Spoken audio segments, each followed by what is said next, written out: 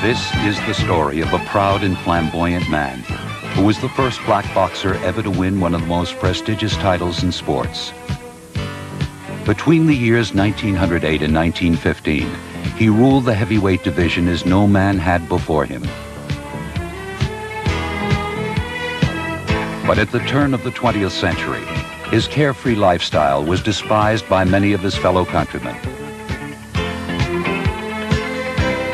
A cry for the great white hope echoed across the land as sports fans awaited his downfall. Today, his legend lives on as one of the most controversial figures in the history of sports. But he remains one of boxing's best, Jack Johnson.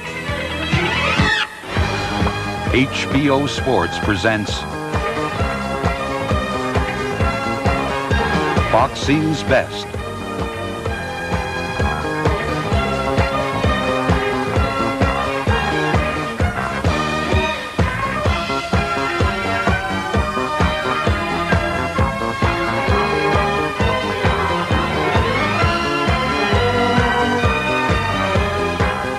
The story of Jack Johnson. And now from New York City, here is your host, Barry Tompkins. Hello everybody, I'm Barry Tompkins and welcome to Boxing's Best. This is the story of boxing's first black heavyweight champion. Jack Johnson was born in 1878 of parents who were slaves. He was born in Galveston, Texas, but left home at the age of 12 to work. He worked for a while as a sponge fisherman. He was a painter. He was a potato peeler. He worked on the docks and started fighting at the age of 13. He had his first professional fight at the age of 16 years. Here, the city of New York, which was one day to be his home, was still thousands of miles away and years to come. Jimmy Jacobs is boxing's preeminent historian. And Jimmy, I think it's safe to say that Jack Johnson came along much too soon and perhaps generations ahead of his time. I would say so, Barry. Actually, Jack Johnson was a half a century ahead of his time. He was the first fighter who thought about self-preservation when he got into the ring. In fact, all of the films of all of the fighters around the turn of the century, the fighters actually impaled their face on the other man's gloves in order to get their own punches in. Jack Johnson was absolutely unique. He fought for 3 decades, and when he was through fighting at a very old age, if your life depended on it, you could not determine that he was a professional fighter. That was really something. Jimmy, what was the reaction of the American public to a black man who was coming along and having an eminence in a sport that was predominantly a white man's sport at that time? Well, in 1907, 1906, when Jack Johnson was demonstrating that he was the greatest heavyweight in the world, at that time there had been 5 white heavyweight champions: Sullivan, Corbett, Fitzsimmons, Jeffries, and Tommy Burns. Interestingly enough, Jack Johnson had to chase Tommy Burns all over the world in order to get a shot at the heavyweight championship. But at that time, the public did not want a black man to be the heavyweight champion of the world. And it was indeed a difficult task for Johnson to even get a fight for the world championship. It didn't stop at the government, as a matter of fact, and at the people. It actually stopped all the way at the government to try to stop Jack Johnson from the heavyweight title. Well, that's true. When Johnson beat Burns in 1908 for the heavyweight championship, and Jeffries came out of retirement in order to try to beat Johnson, when they couldn't find a white heavyweight to beat Jack Johnson, the government passed a law, the Mann Act, in order to get Jack Johnson and get the heavyweight championship back to the white race.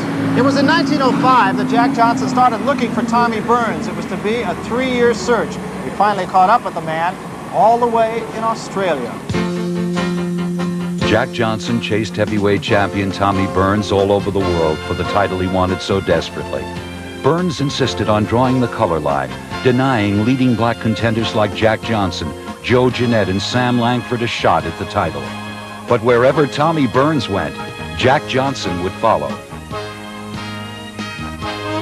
Johnson and his manager Sam Fitzpatrick borrowed thousands of dollars and pursued the champion in France, England, and then finally back in Sydney, Australia. While Burns was fighting less competitive European and Australian contenders, Jack Johnson was defeating the likes of former champion Bob Fitzsimmons. Tommy Burns had won the title by decisioning Marvin Hart in 1906.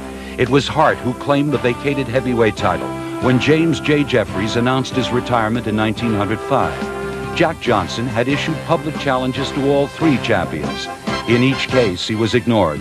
Finally, in 1908, after seeing both Burns and Johnson in action, some English reporters wrote that Johnson was Burns' master. Jack Johnson was ecstatic over the public pressure, and Tommy Burns was visibly upset. The champion tried eluding Jack by heading for France and then Australia, but Jack Johnson followed him everywhere. Promoter Hugh McIntosh guaranteed Burns $30,000, while Jack Johnson received $5,000. For the first time in history, a black man was fighting for the heavyweight championship of the world. This was not just a fight. Jack Johnson had the opportunity to gain dignity for an entire race that was still living in the aftermath of the Civil War. December 26, 1908, Rush Cutter's Bay at 1 o'clock in the afternoon. Round one. 26,000 fans hold their breath. Burns is defending for the 12th time. At 6'1" and 212 pounds, Johnson is lean and hard, a master craftsman who loves to set his own pace.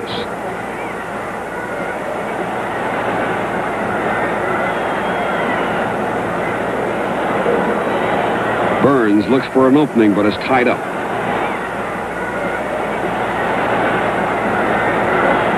The challenger moves the champion around at will.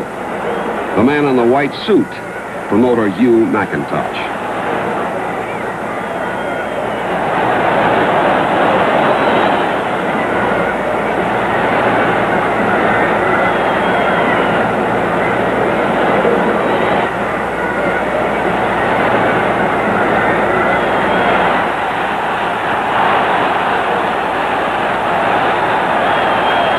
The press knows this will be a long afternoon.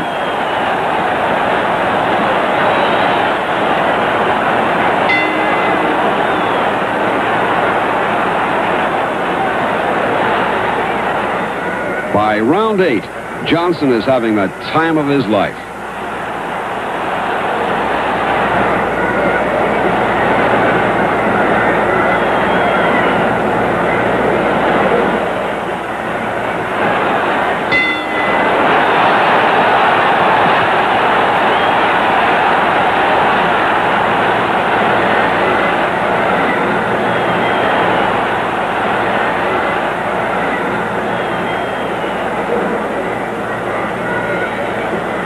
A tired Burns answers the bell for round 14.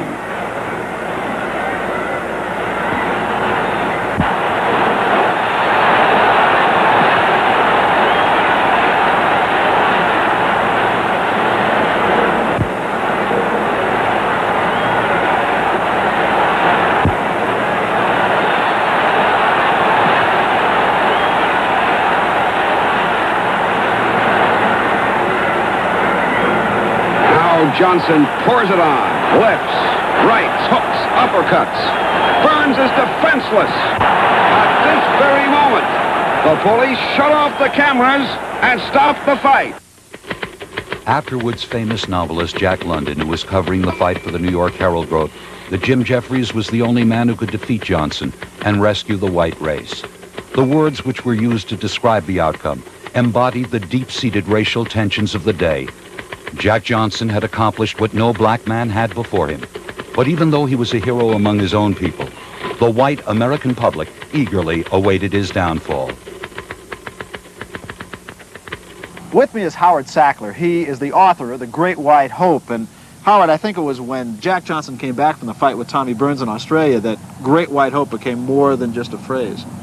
Yes, it became a prayer through America, an unspoken prayer, but a prayer nevertheless, which was also echoed by Jack London when he said, "Jeffries, it's up to you to wipe the golden smile off Jack Johnson's face." Now, the golden smile had been very prevalent throughout the Burns fight, which we just saw.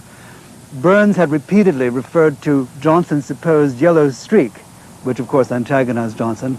So Johnson, as you've just seen, was smiling his golden smile at Burns as he was beating him to a pulp. While he was smiling, he would speak to Burns and say, "Hit me, Tommy, hit me here, hit me there," leaving himself exposed, which Tommy, of course, couldn't do.